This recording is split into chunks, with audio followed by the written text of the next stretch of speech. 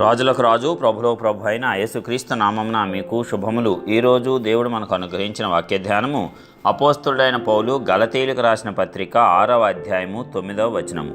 మనము మేలు చేయుట యందు విసుకక యుందము, మనము అలయక మేలు చేసితిమేమి, తగిన కాలమందు పంట కోతుము. ప్రియులారా, ఈ వాక్య ధ్యానమును మనం పరిశీలించుకున్నప్పుడు దేవుడు మనకు ఎల్లప్పుడూ కూడా మేలు చేయువాడే, ఎల్లప్పుడూ కూడా మేలులతో మనలను నింపేటువంటి వాడు మన దేవుడు. కాబట్టి మనలను కూడా ఇతరుల పట్ల మేలు చేసేవారిగా ఉండాలి అని దేవుడు ఎంతగానో కోరుకుంటూ ఉన్నాడు. మనము మేలు చేయటందు విసుగక ఉండాలంట, అలయకుండా మేలు చేయాలంట, తగిన కాలమందు ఆ పంటను కోసుకుంటామంట. ఎందుకంటే మనము మన యొద్దకు వచ్చి సహాయం అడిగిన వారికి చేస్తాం, ప్రభు ప్రేమను బట్టి, కృపను బట్టి. అయితే ఇంకా మాటికి అనేకులకు చేయాల్సి వచ్చినా, లేక ఒకే వ్యక్తికి పదే చేయాల్సి వచ్చినా మనకు విసుగు వచ్చేస్తుంది. ఎన్నిసార్లు చేయాలి, ఎంతవరకు ఇతన్ని భరించాలి?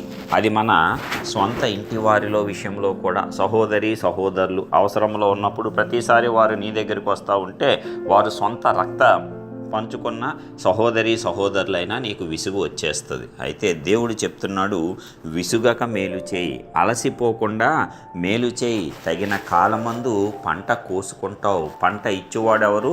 దేవుడు. ఎలాగేస్తాడు? అణచి కుదిలించి దిగజారునట్లు నిండు కొలతతో నీకు పంటను ఇస్తాడు. కాబట్టి ప్రభు యొక్క మనస్సును మనమందరము కలిగి ఉందాము. ఎందుకంటే ప్రభు యొక్క స్వభావమే ఇది.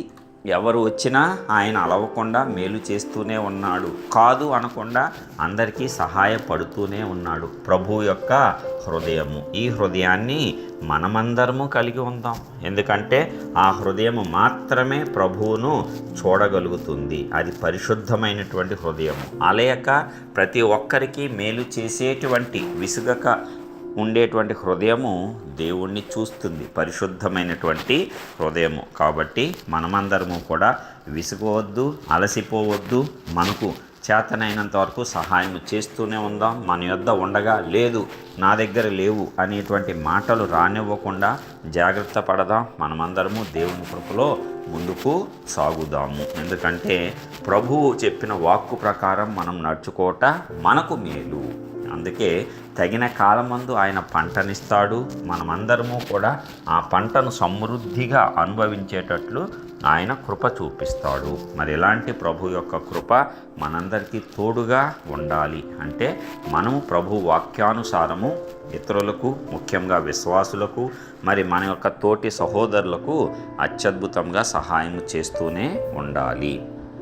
నిన్ను అడగటము, నీకు సహాయం చేయటానికి అవకాశం ఇవ్వటము దేవుడు కల్పించిందే. ఒక్కొక్కసారి దేవుడు నీ కష్టకాలంలో నిన్ను పరీక్షిస్తాడు. అప్పుడు కూడా నీవు ఇచ్చే హృదయం ఉందా, ఇతరులకు సహాయం చేసే హృదయం ఉన్నదా అని దేవుడు నిన్ను పరీక్షిస్తాడు. మరి ఆ పరీక్షలో నీవు విజయం సాధిస్తే అప్పటికి తాత్కాలికంగా నీకు భారంగా, కష్టంగా ఉన్న దానిని దేవుడు అనేక రెట్ల ఆశీర్వాదంగా కూడా మార్చివేస్తాడు. అది నీవు కన్నులారా చూస్తావు, నీవు హృదయపూర్వకంగా దాన్ని అనుభవించి సంతోషిస్తావు. కాబట్టి దేవుడి నుంచి గొప్ప మేలులు పొందుకోవాలి అంటే మనము మొదట గొప్ప మేలులు ఇతరుల పట్ల చేయవలసినటువంటి అవసరం ఉంది. మరి మనమందరము వాక్యానుసారం నడుచుకొని ముందుకు సాగి ఆ ప్రభు యొక్క కృపను అత్యధికంగా పొందుకొని ప్రభు నామాన్ని ఘనపరుద్దాం. ప్రార్థించుకుందాం. కృపాసత్య సంపూర్ణుడా, స్తుతులకు పాత్రుడైన ప్రియ పరలోకపు తండ్రి, మీ ఘనమైన శ్రేష్టమైన నామానికి వందనాలు చెల్లిస్తున్నాం. ఇప్పటివరకు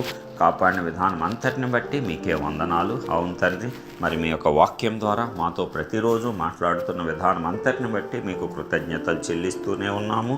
అయ్యా, మరి అలయక విసుగక మేలు చేయి, ఎల్లప్పుడూ మేలు చేయి అని మీరు సెలవిచ్చిన వాక్కు ప్రకారము మేమందరము కూడా మరి చేస్తాము. అయితే అధిక సమయం చేయాల్సి వచ్చినప్పుడు, అనేక మార్లు చేయాల్సి వచ్చినప్పుడు, ఒకే వ్యక్తికి పదే చేయాల్సి వచ్చినప్పుడు మరి మాకు విసుగు వస్తుంది, అలసిపోతామయ్యా. మరి అలసట, ఆ విసుగు రాకుండా ఈరోజు వాక్యం ద్వారా మా అందరినీ కూడా బలపరిచి మేము ఎడతెగక మేలు చేయవారంగా ఉండేటట్లు, తగిన కాలమందు నీవిచ్చేటువంటి పంట, అణిచి కుదిలించి దిగజారేటువంటి పంట మేమందరము కూడా పొందుకునేటట్లు కృప చూపించి ఆశీర్వదించి మీ నామాన్నే ఘనపరచుకోండి. యేసు పరిశుద్ధ నామమున ప్రార్థించి పొందుచున్నాం ప్రియ పరలోకపు తండ్రి. ఆమేన్.